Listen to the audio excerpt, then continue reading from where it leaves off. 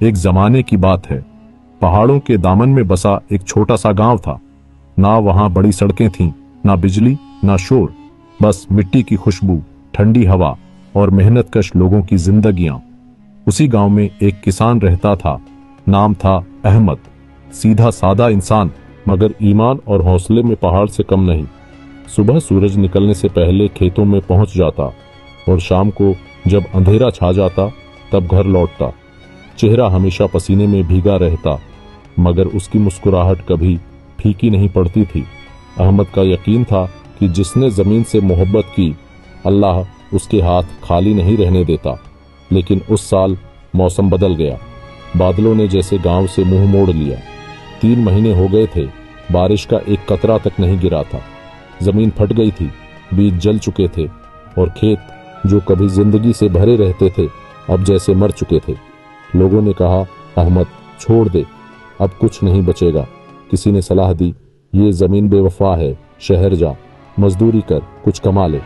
मगर अहमद बस एक बात कहता था, ये जमीन बेवफा नहीं, बस आजमाइश में है, जैसे हम सब हैं। एक शाम वो अपने खेत के बीच में बैठा आसमान की तरफ देख रहा था। हवा में मिट्टी उड़ रही थी, आसमान साफ और खाली था।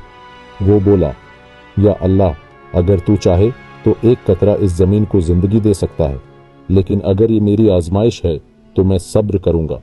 अगली सुबह उसका पुराना दोस्त साजिद शहर से आया। सजीला, खुश लिबास, चमकदार जूते पहने। अहमद को देखा तो हंस पड़ा। यार अहमद, अभी तक इसी मिट्टी में ख्वार हो रहा है। शहर में जा, वहां मशीनें काम करती हैं, यहां तो बस धूप जलाएगी। अहमद ने कहा, साजिद, यहां धूप जलाएगी मगर उम्मीद जिंदा रखेगी। शहर में शायद साया हो, मगर दिल का सुकून कहां। साजिद ने कंधे उचकाए। सुकून भूख से नहीं मिलता अहमद, सुकून रोटी से मिलता है। अहमद मुस्कुराया। रोटी भी वही देता है जो बारिश देता है, और बारिश वही देता है जो आसमान पर है। साजिद सर हिलाता हुआ चला गया। अहमद फिर मिट्टी में झुक गया। जमीन सख्त थी, हाथों में छाले पड़ गए थे, मगर उसके हाथ रुकने को तैयार नहीं थे। रात को वो थकाहारा मस्जिद के सामने बैठा था। हल्की हवा चल रही थी। अहमद ने आसमान की तरफ देखा और कहा, या अल्लाह, मैंने बीज बो दिए, अब तू चाहे तो उनमें जान डाल दे, मैं तेरी मर्जी पर राजी हूँ।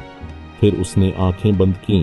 कुछ पल बाद एक बिजली चमकी और अचानक आसमान से पहला कतरा जमीन पर गिरा, फिर दूसरा, फिर तीसरा, और फिर जैसे आसमान के दरवाजे खुल गए। बारिश बरसने लगी। जमीन से मिट्टी की खुशबू उठी। अहमद सजदे में गिर गया। आंसू और बारिश के कतरे एक दूसरे में मिल गए। वो बस कह रहा था, शुक्रिया मेरे रब, तूने मेरी मेहनत देखी। अगले दिन गांव के लोग हैरान रह गए। जहां सबके खेत सूखे थे, वहां अहमद के खेत हरे भरे थे। सब कहने लगे, ये मौजिज़ा है, ये करामत है। अहमद मुस्कुराया, न ये मौजिज़ा है न करामत, ये वादा है। जो अल्लाह पर भरोसा रखता है वो कभी खाली नहीं रहता। वक्त गुजरता गया। फसल तैयार हुई, सुनहरी, भरपूर, खूबसूरत। अहमद ने जब फसल काटनी शुरू की तो आधी फसल गांव के गरीबों में बांट दी। लोग हैरान थे। एक ने पूछा, अहमद, जिन लोगों ने तेरा मजाक उड़ाया, तुझे पागल कहा, उन्हें भी दे रहा है? अहमद ने नरम लहजे में कहा, हाँ, क्योंकि जो भूखा है उसे सबक नहीं, निवाला चाहिए। और जो हंसा था शायद अब समझ जाए कि हंसी और घमंड दोनों मिट जाते हैं, मगर नेकी बाकी रहती है। गांव वाले अहमद को देखते और कहते, यही तो असली दौलत है, दिल की अमीरी। कुछ दिन बाद साजिद फिर आया। अब उसके चेहरे पर वो घमंड नहीं था। धीरे से बोला, अहमद, मैं हार गया। शहर में सब कुछ है मगर दिल खाली है। तूने सब्र किया और रब ने तुझे इज्जत दी। मुझे भी दुआ दे कि मैं सीख सकूं। अहमद मुस्कुराया। दुआ वही कबूल होती है जो दिल से मांगी जाए, और कभी कभी अल्लाह इंसान को खोने देता है ताकि वो खुद को ढूंढ सके। दोनों चुप खड़े थे।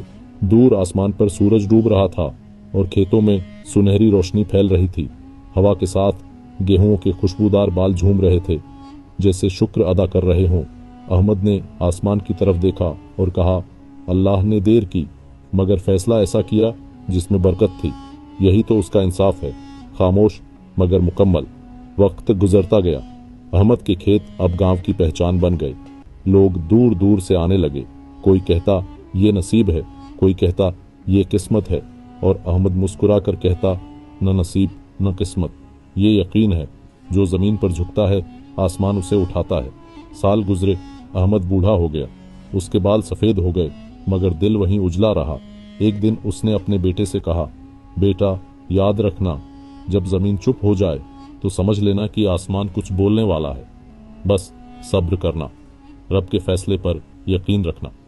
उस शाम जब अहमद खेतों में बैठा, उसने आंखें बंद की और धीरे से कहा, या अल्लाह, तूने मेरी जिंदगी में एक ही सबक सिखाया, जो तेरे फैसले का इंतजार करता है उसे कभी पछताना नहीं पड़ता।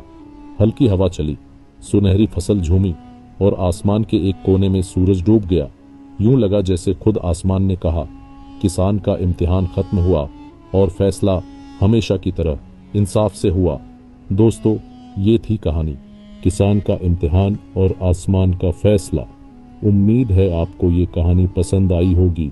कमेंट में ज़रूर बताइए कि आपको कैसी लगी, और दिल छू लेने वाली और कहानियों के लिए हमारे चैनल दिलचस्प किस्से को सब्सक्राइब करें।